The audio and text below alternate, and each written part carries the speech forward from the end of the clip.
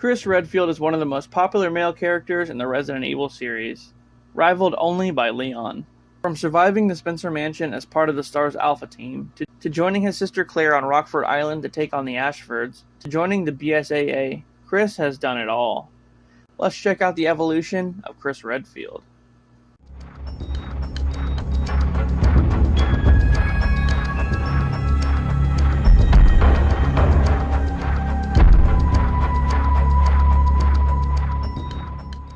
We first meet Chris in 1998, when he is part of the s.t.a.r.s Alpha team, investigating Umbrella's Spencer Mansion and the Arklay Mountains. After a whole night of encountering various creatures like the Yawn, hunters, and a lot of zombies, Chris, his partner Jill, and two others were able to make it to an underground lab, where they discovered that Wesker, the leader of the Alpha team, was actually a double agent working for Umbrella. He unleashed a new bioweapon on them called the Tyrant, which Chris then blows up with a rocket launcher. 3 months later, in Code Veronica, Chris's sister Claire went to Rockford Island to search for him after he left a note behind saying he was going to further investigate Umbrella. Eventually, he reunites with her in the Ashford estate, owned by Alfred Ashford and his twin sister Alexia. The Redfields work together to take down the Ashfords, and the Ashfords' father, Alexander, who is now a creature known as Nosferatu. After that, Chris encounters Wesker yet again, now with superhuman abilities, and they fight, but it gets cut pretty short. 6 years later, in 2004, now part of a counterterrorism group called the b.s.a.a, Jill and her partner go to a ship called the Queen Zenobia because it was Chris's last known whereabouts. Once on the ship, they find Chris tied up, but it's actually a trap set by an organization called Il Vetro. Meanwhile, Chris, who's also part of the b.s.a.a, and his partner raid an Il Vetro base somewhere in the mountains. He's informed that Jill went missing and goes to save her. After reuniting, Chris and Jill take on Jack Norman, the leader of Il Vetro, who injects himself with a new virus called the s.t.a.r.s virus. 2 years later, Chris and Jill, now partners again, raid the house of Oswald E. Spencer, one of the co-founders of Umbrella. They're greeted by Wesker, who just killed Spencer, and Jill tackles Wesker out of a window, with both of them seemingly falling to their deaths. 5 years after that, in 2009, Chris and his new b.s.a.a partner, Sheva, head to Africa where an outbreak of a new virus called Ouroboros has occurred. They fight through waves of the locals who have all been infected and encounter a new pharmaceutical company called Tricell, who might be involved. Then, Chris comes face to face with Wesker, who apparently didn't die from the fall.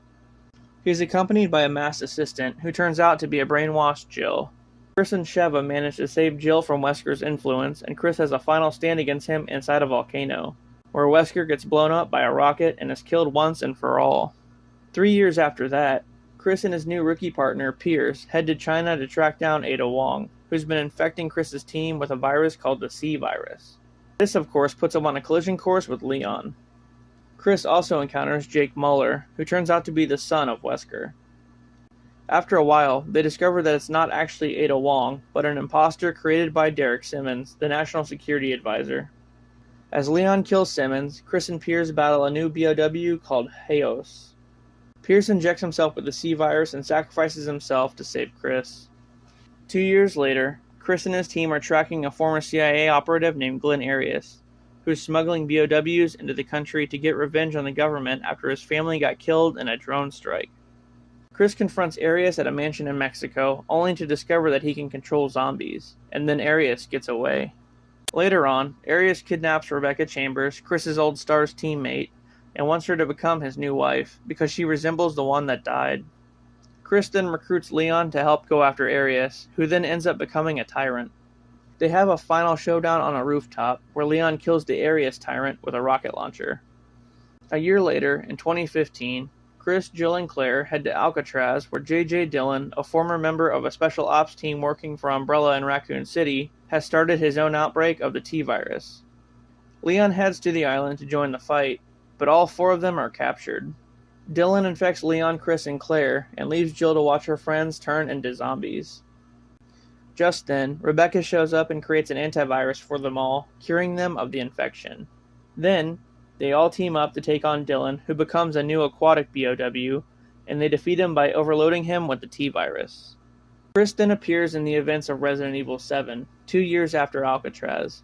He's part of a team called Blue Umbrella and drops in on the Baker house to help Ethan take down Evelyn, a sentient mold BOW in the form of a little girl. 3 years after that, after helping Ethan and his wife Mia relocate to a new location so that they can start a family, Chris abruptly shows up and guns down Mia, taking their daughter Rose with him. A bit later on, it's discovered that the Mia that Chris killed was an imposter. It was actually Mother Miranda, a scientist from centuries ago who's trying to use Rose to resurrect her own daughter. Chris, along with his b.s.a.a. team, raid the village that Miranda lives in and helps Ethan kill her, so that he can take back his daughter. In the end, we find out that the b.s.a.a. soldiers sent in to help Chris are actually all BOWs. And there you go, the long but detailed evolution of Chris Redfield throughout the games. Chris also appeared in the Paul Anderson film Resident Evil Afterlife, where he's played by Wentworth Miller. This version of Chris was quickly hated upon due to his outfit, altered backstory, and his very small role in the film. Anderson made Chris a soldier who was left behind by his unit in a prison. He runs into Claire, but she doesn't remember him at all, due to her having amnesia. Later on, they reconnect and band together to fight against Wesker. It's a pretty great scene, but the rest of it kinda sucks. We then see Chris again in Resident Evil Welcome to Raccoon City, played by Robbie Amell. This is a more game-accurate portrayal of Chris. He's a member of the s.t.a.r.s Alpha team and even goes to the mansion. I really don't have anything bad to say about this one. Also, Chris pops back up in a few spin-offs and remakes, like the Resident Evil 1 remake for GameCube, and the rail shooter Resident Evil Umbrella Chronicles, which recounts the events of Resident Evil 0, 1, and 3. There you go, guys, the whole history of Chris Redfield and the RE games. I hope you enjoyed this video, and I'll see you guys later.